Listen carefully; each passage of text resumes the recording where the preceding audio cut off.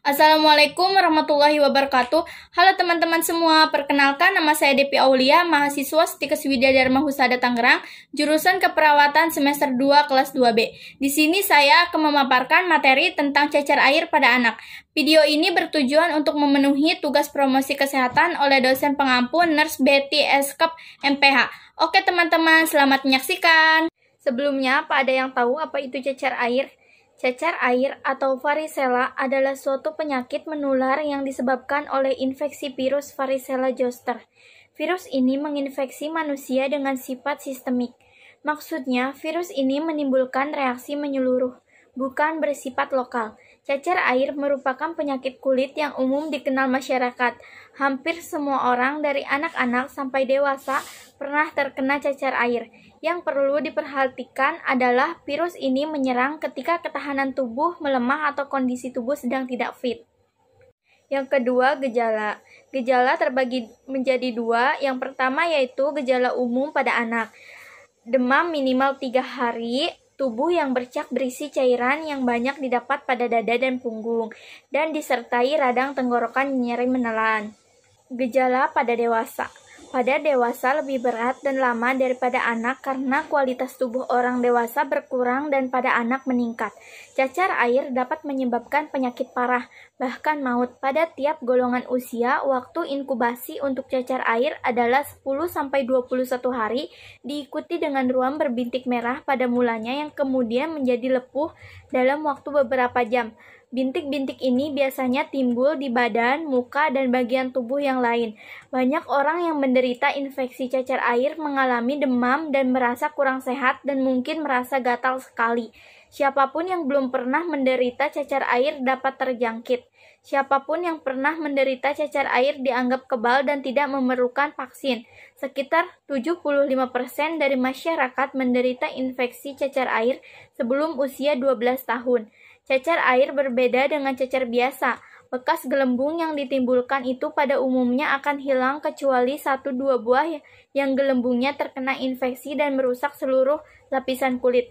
Gejalanya demam dan lesu, kemudian demamnya menurun lalu timbul bercak-bercak merah yang mempunyai gelembung kecil di atasnya. Isi gelembung biasanya bening, tetapi bila terkena infeksi akan bernanah. Gelembung yang bernanah inilah kadang-kadang menimbulkan bekas setelah sembuh. 3. Pencegahan. A. Tingkat daya tubuh. Jika tingkat daya tahan tubuh kita sedang lemah, maka akan cepat menular. B. Hindari kontak dari penderita. Karena kontak fisik dengan penderita cacar udara dapat meningkatkan resiko tertular. Karena secara umum penyakit ini menular jika ada kontak langsung dengan penderita, dapat menular melalui bersin, batuk, pakaian pasien yang tercemar.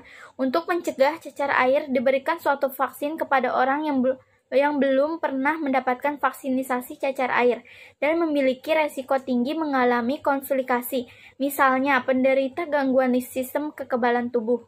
Bisa diberikan imunoglobulin zoster atau imunoglobulin varicella zoster. Vaksin varicella biasanya diberikan kepada anak yang berusia 12-18 bulan. 4. Penata laksanaan. A. Wajib mandi atau menjaga kebersihan. Mandi secara teratur pagi dan sore, gunakan sabun yang mengandung antiseptik yang banyak dijual atau dengan resep dokter yang bisa dibeli di apotik, contohnya Dettol. B. Multivia.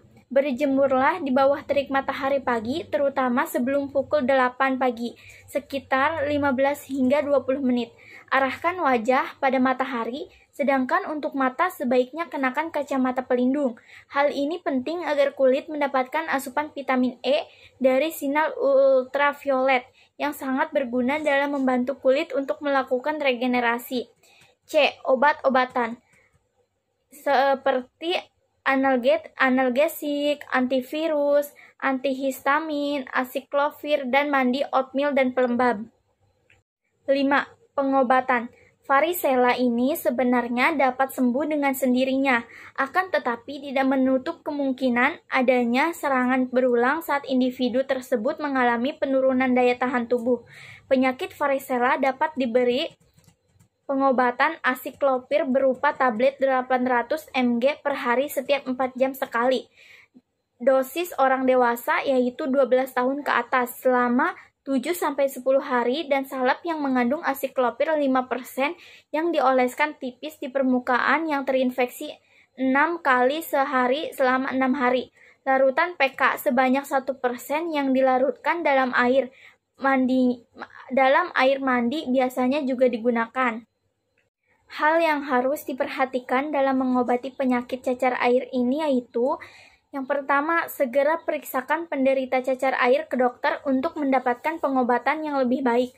Umumnya dokter akan memberi beberapa obat seperti obat penurun panas untuk mengatasi demam, vitamin untuk menambah daya tahan tubuh, dan antivirus cacar air, baik obat maupun salep seperti salah satunya adalah asiklopir. Yang kedua, mandi secara teratur pagi dan sore. Gunakan sabun yang mengandung antiseptik yang banyak dijual atau dengan resep dokter yang bisa dibeli di apotik. Yang ketiga, hindari pemakaian bedak tabur saat gelembung pecah. Hal ini disebabkan pemberian bedak akan menambah perluasan penyebaran cairan dari cacar air yang berisi virus ke kulit yang sehat. Pakailah salep yang telah diresepkan dokter seperti asiklopir atau salep betadine agar luka cepat mengering. Yang terakhir, hindari menggaruk luka bekas cacar air yang telah mengering agar tidak membekas. Jika ada bekas cacar air di wajah atau kulit, maka cara untuk menghilangkannya sebagai berikut. Yang pertama, apabila noda bekas penyakit cacar tersebut agak dalam, maka mungkin perlu dilakukan melalui operasi, baik operasi pembedahan maupun dengan teknik dermabrasi dengan menggunakan laser. Cara ini dilakukan untuk merangsang terjadinya regenerasi kulit. Namun, cara ini tentunya akan memakan biaya yang tidak kecil.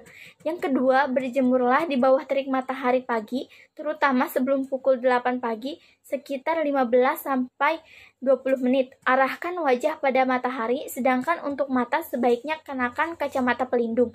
Hal ini penting agar kulit mendapatkan asupan vitamin E dari sinar ultraviolet yang sangat berguna dalam membantu kulit untuk melakukan regenerasi. Yang ketiga, buat masker wajah dari bahan-bahan alami atau herbal, seperti lidah buaya ataupun jeruk, dan ambil sarinya untuk ditempelkan ke wajah.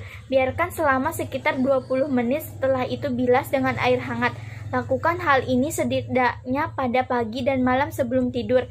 Buat jus yang terbuat dari sari lidah buaya ataupun jeruk lemon dan minum sehari sekali. Yang terakhir, saringlah minum yang banyak mengandung vitamin C, terutama untuk membantu proses pemulihan tubuh dan meningkatkan kesegaran kulit.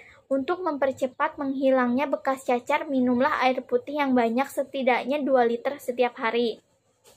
Cukup sekian presentasi dari saya. Kurang dan lebihnya mohon maaf. Wabillahi taufiq walhidayah. Wassalamualaikum warahmatullahi wabarakatuh.